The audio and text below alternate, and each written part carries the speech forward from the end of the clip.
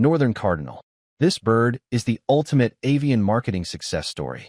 7 different U.S. states claim it as their official bird because they lack the creativity to choose something unique. The male is a neon red target for predators. It spends its days attacking its own reflection in car mirrors. It thinks its image is a rival. It is wrong. It is a victim of its own territorial hormones. Humans love them because they are easy to spot. They represent the spirit of Christmas and sports teams that rarely win championships. Cardinals are not migratory. They stay put. They endure the freezing winter while you complain about your heating bill. They survive on sunflower seeds provided by retirees. The females are a dull olive brown. Nature decided they should actually survive instead of being visible from space. Their song is a series of repetitive whistles. It is a car alarm from the 90s. They are monogamous, but only until someone better comes along. Evolution rewarded this bird for being bright and loud.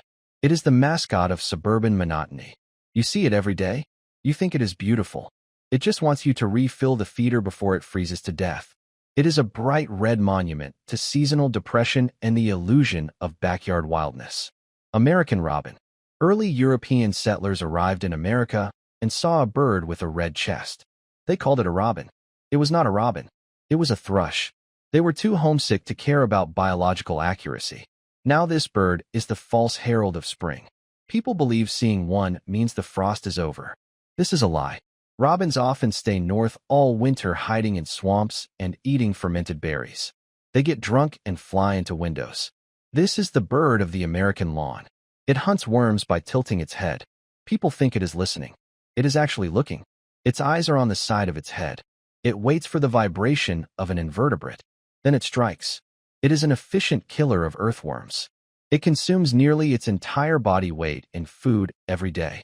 The robin's egg is a specific shade of blue that has been trademarked by jewelry companies and paint manufacturers. It builds a nest out of mud and grass.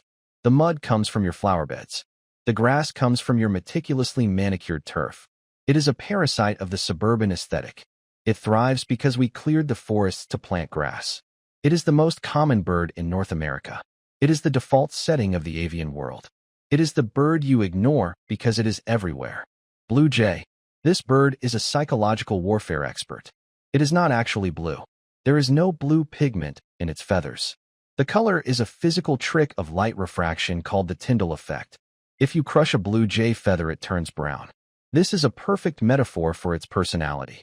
It is a member of the corvid family. It possesses the intelligence of a crow and twice the malice. It mimics the calls of red-tailed hawks to scare other birds away from feeders. It is a bully. It steals eggs from smaller birds. It eats the brains of nestlings when it gets bored. It buries thousands of acorns every autumn.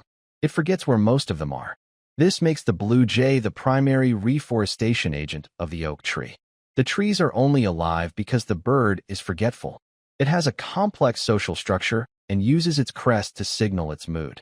A flat crest indicates the bird is relaxed. A raised crest means it is about to ruin someone's afternoon.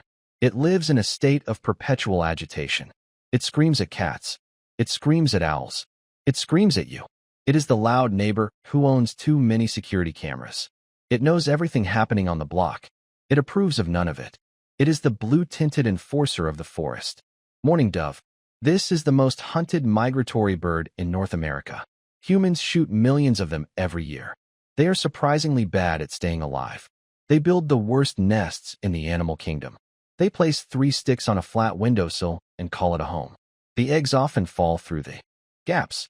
The wind blows the entire structure away. The bird does not care. It simply lays more eggs. It is a strategy of pure quantity over quality. Their song is a hollow cooing. It is a funeral dirge. People find it peaceful. In reality, the bird is just looking for a mate to help it build another terrible nest. They are one of the few birds that produce crop milk. This is a liquid secretion from their esophagus that they feed to their young. It is effectively bird vomit. They drink water by suction. Most birds have to tilt their heads back to swallow. The mourning dove plunges its beak into function as a straw. It is a specialized seed eater. Its stomach can hold hundreds of weed seeds at once. It spends its life being hunted by hawks and humans alike. It has no defense mechanisms other than flying fast and being numerous. It is the filler content of the natural world. It exists to be consumed. It is a gray ghost of the suburbs that thrives on its own incompetence. European starling. In 1890, a man named Eugene Schieffelin decided New York City needed every bird mentioned in the works of William Shakespeare. He released 60 starlings in Central Park. Now there are 200 million of them. They are an ecological disaster. They are an invasive species that steals nesting cavities from native bluebirds and woodpeckers. They travel in massive clouds called murmurations. This looks impressive on film, but is actually a terrifying display of collective intelligence. They fly in patterns to confuse predators. They are masters of mimicry. They can imitate car alarms, human speech, and other birds. They are the Borg of the avian world. They are greasy. They are loud. They are aggressive. They gather on power lines in the thousands and defecate on everything below. Their droppings carry fungal diseases that can blind humans. Farmers hate them because they eat tons of grain and cattle feed. The government tried to kill them with poison and explosives. The starlings won. They are perfectly adapted to the urban environment. They thrive in the filth we create. Their feathers are oil slicks. They are a living monument to human arrogance and the consequences of bad literature. They are the guests who never left the party. They now own the house. House sparrow. This is another gift from the 19th century. It was brought from England to control lime tree caterpillars. It did not eat the caterpillars. It ate the crops instead. It is now one of the most widely distributed birds on the planet. It is a weaver finch that has evolved to live exclusively alongside humans. You will not find them in deep forests. You find them in Costco parking lots and outdoor cafes. They are social scavengers. They wait for you to drop a French fry.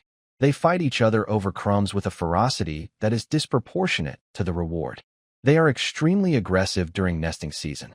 They will enter the boxes of other birds and peck the inhabitants to death just to claim the space. They build messy nests of dried grass and trash. They prefer to live in the letters of neon signs. They are the ultimate opportunists. Their population is declining in some parts of Europe, but they remain a dominant force in American suburbs. They are the feathered equivalent of a cockroach. They are small, brown, and persistent. They do not sing so much as they chirp incessantly. It is a sound that signifies nothing. They are the background noise of civilization.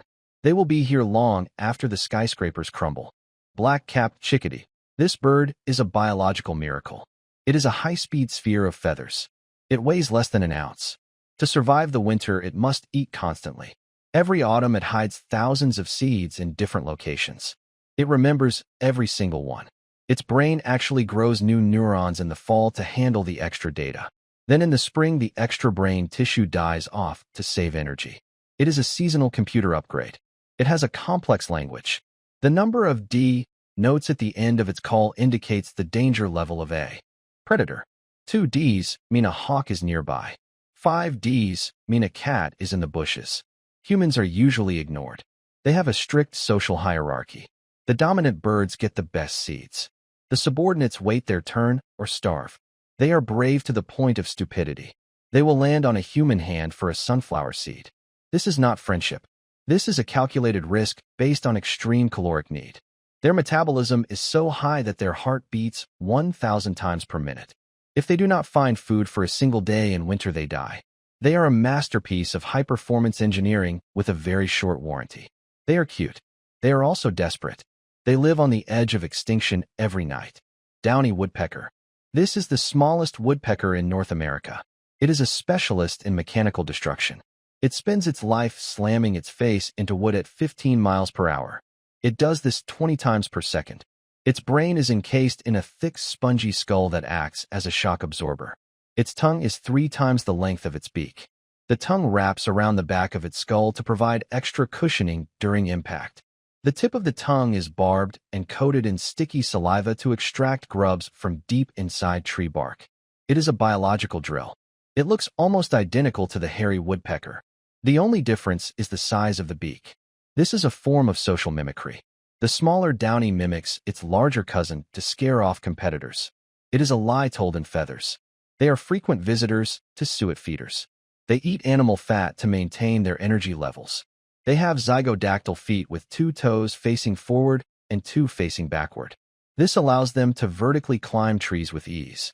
They are the acrobats of the backyard. They do not sing. They drum.